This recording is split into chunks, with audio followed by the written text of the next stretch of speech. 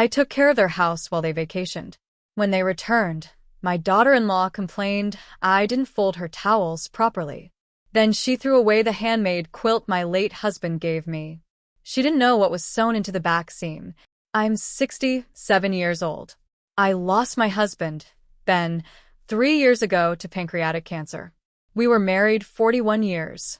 He was quiet, kind, and always thought about the little things. That's what made it worse when he got sick. He passed so fast, like sand running through your fingers. No chance to fight it.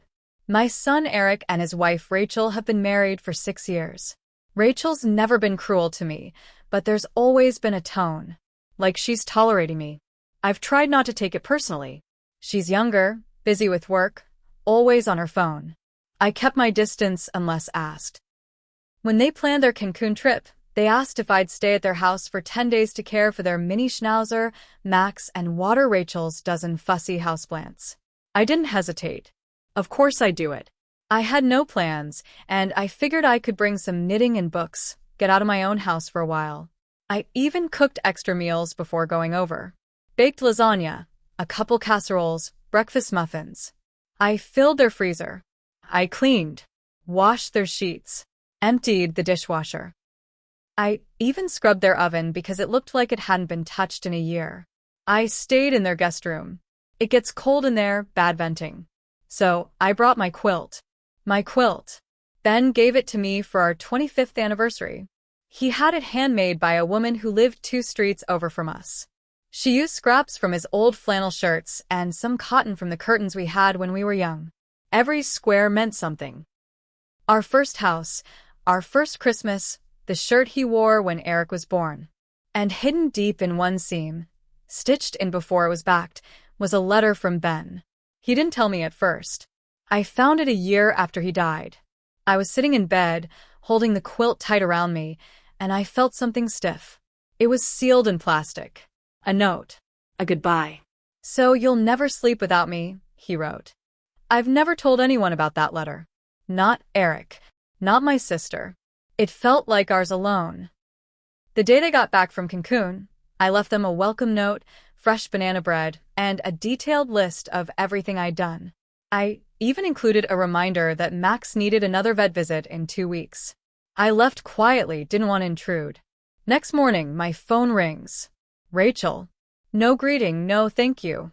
"I just wanted to mention," she said, "the towels in the guest bathroom were folded the wrong way.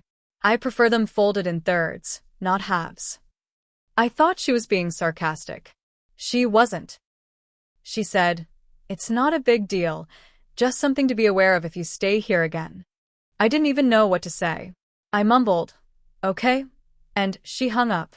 "No, thanks for watching the dog. No, we appreciate the food." Just that. Still, I bit my tongue. I figured, she's tired, whatever. Let it go. But that weekend I stopped by to get my tote bag, which I'd left in their guest room closet. Eric let me in. We chatted a bit. Rachel was in the kitchen. That's when I noticed the closet was empty. My quilt was gone. I asked Rachel if she saw it. She didn't even look up from her phone. "Oh, that ratty thing? I thought it was trash." I tossed it out with the donation stuff. My mouth went dry. I said, "That was mine. That was my quilt from Ben." She gave this shrug like, "Oops. I thought it was just some old blanket," she said. "Sorry, I didn't know it mattered." I walked out. Didn't say another word. I drove to the church donation bin they use, hoping it hadn't been picked up. I got there just in time to see a guy locking up the back of the truck. I begged him to check the bags, described the quilt in full detail, but he said they'd already sorted it into pallets. It was gone. I went home and sobbed. Not cried, sobbed. It felt like losing Ben all over again. That quilt had his touch, his voice. That letter was the last thing I had from him that wasn't a memory. And now it was gone. Because I didn't fold towels the way she likes. I stopped responding to their calls. A few days later, Eric came over. He brought flowers. Said Rachel felt bad. Not sorry. Not guilty. Just bad. He said she didn't know it had sentimental value. I looked him in the eye and said, "You don't know what you lost." He asked what I meant.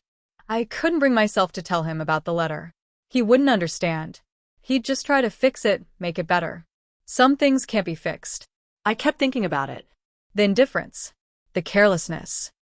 The way she looked at that quilt and saw trash. The way she treated me like the help, not family. I've been quiet too long. And I've decided I'm not staying quiet anymore. She took something from me that mattered more than she'll ever understand. So now I'm going to take something from her. And this time, she'll know exactly what it means to lose something you can't replace. After Eric left that afternoon, I sat at my kitchen table for hours. Staring. Thinking. I didn't even drink the tea I made.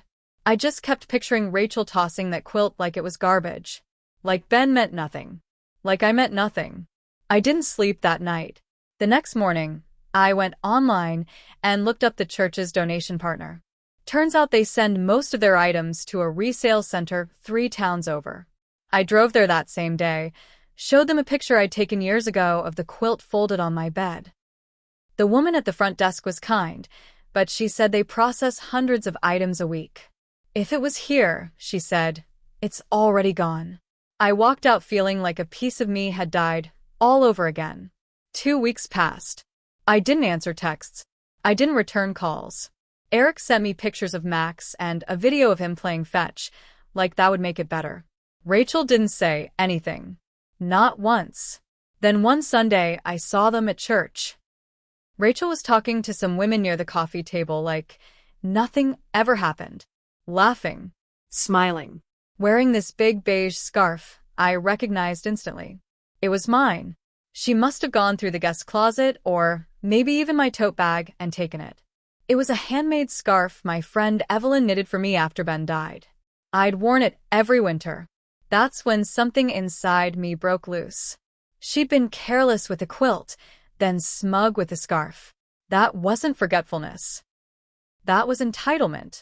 That week, I started paying closer attention. Watching. Listening.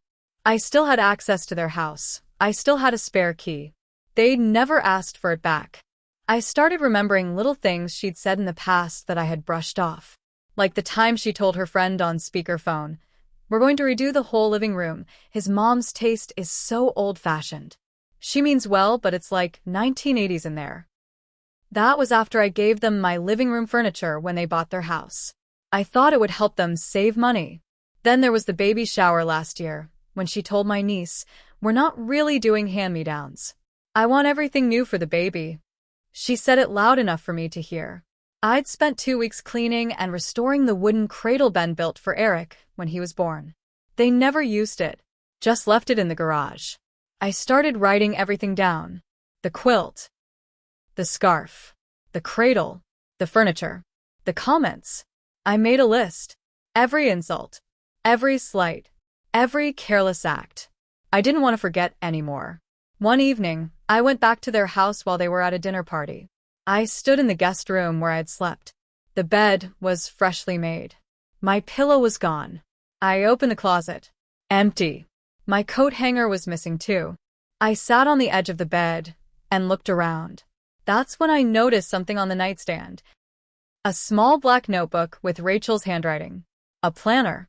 I shouldn't have opened it, but I did. Inside were pages of notes, lists, and on the second-to-last page, a short checklist that hit me like a slap. Call cleaner before Emile arrives, hide nice towels, put out old bedding, check fridge. She brings her weird soups again. I stared at it for a long time. She had planned for my stay like I was a pest. She didn't just dislike me, she mocked me. I put the notebook back. Left everything else untouched. But that was the night I decided this wasn't just about a quilt anymore. Rachel needed to be reminded who she was dealing with. And I wasn't going to be the quiet, helpful Emile anymore. She wanted to play cold? Fine. Let's get colder. After I found Rachel's checklist mocking me, something shifted in me. I wasn't just sad anymore. I was clear. I started digging deeper. Quietly. I've always been organized. I have every receipt, email, calendar invite going back decades. That includes financial records, gifts, loans, money given quietly. I started pulling it all up. I'd helped Eric and Rachel more than I remembered. In 2020, I gave them $15,000 for their down payment. I'd pulled it from Ben's life insurance. They called it a gift, and I never made them sign anything because they were starting a family. I trusted them. That's on me. A year later, I covered a $4,800 bill when their car engine blew. I paid it directly to the auto shop. Then there were the smaller things, appliances, groceries when they were between jobs, cash slipped into birthday cards. It added up to over $25,000. No thank you notes. No acknowledgements. But here's where it gets worse. I was at the library one afternoon printing some of these old records. I accidentally left a tab open on my email. When I came back from the printer, an older man, probably in his 70s, tapped me on the shoulder. "Excuse me," he said. "I saw that last name, Caldwell. You wouldn't happen to be related to Rachel Caldwell, would you?" I said yes. "She's my daughter-in-law." His expression changed. "She interviewed for a position at our law firm last year. Didn't take it. Left a very strange impression. She mentioned a family inheritance she expected to receive and made a few premature assumptions about money. Enough that we decided not to move forward." My stomach dropped. Rachel had told me that firm wasn't a good fit.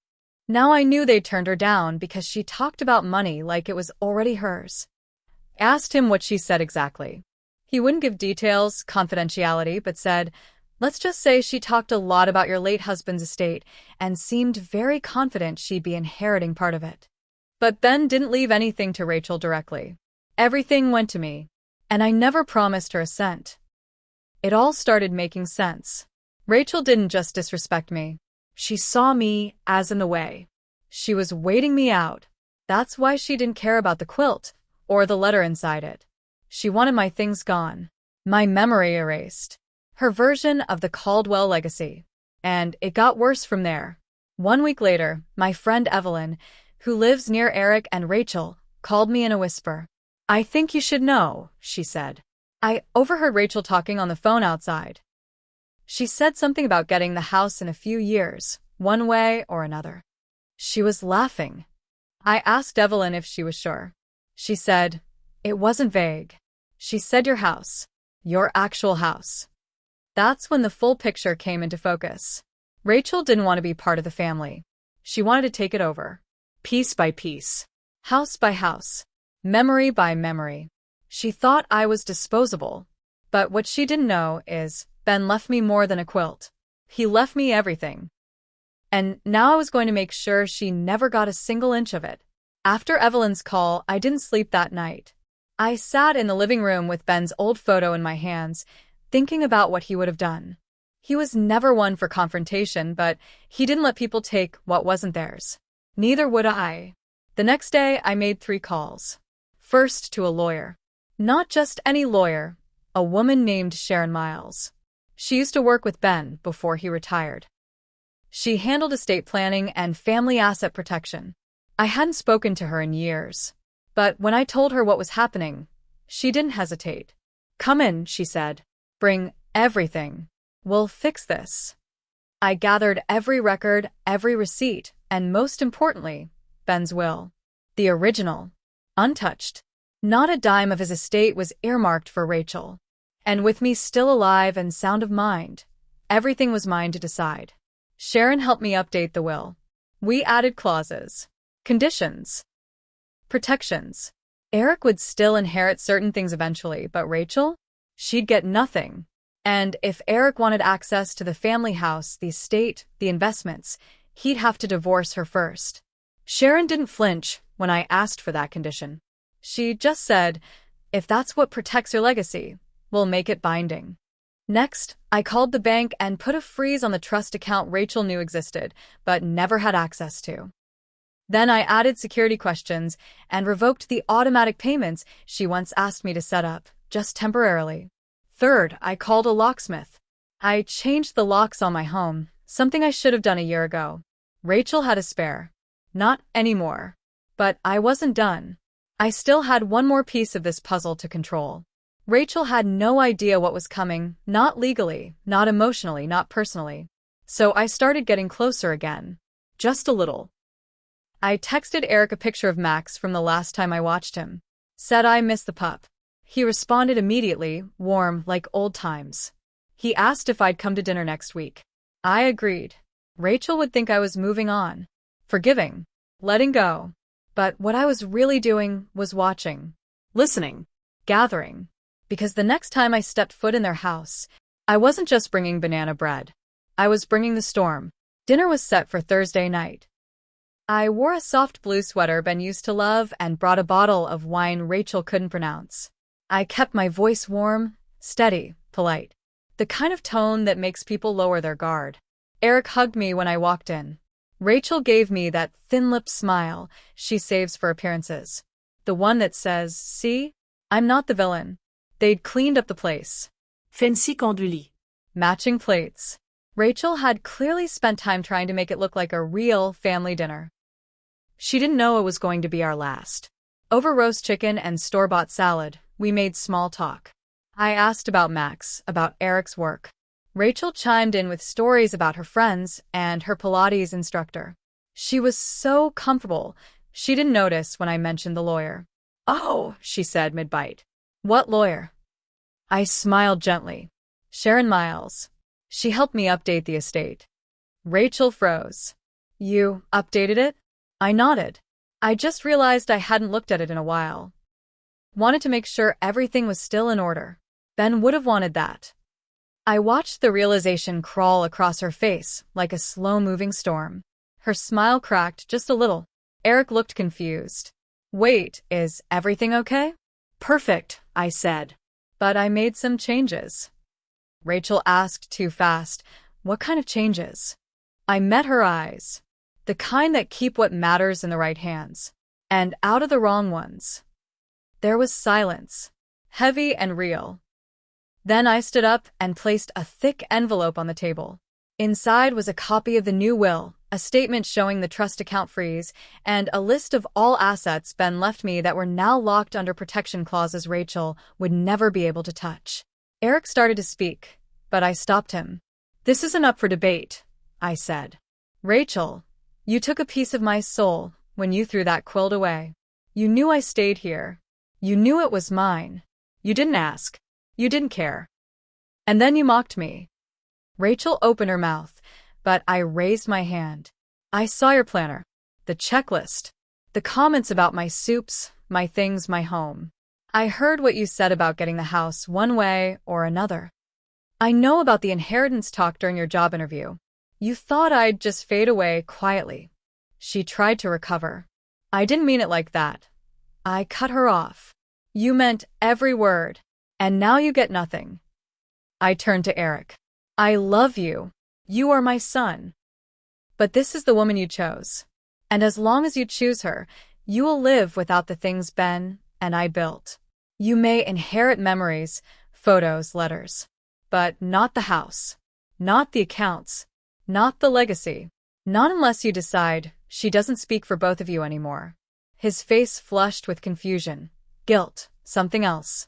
Rachel stood, her voice rising. You can't do this.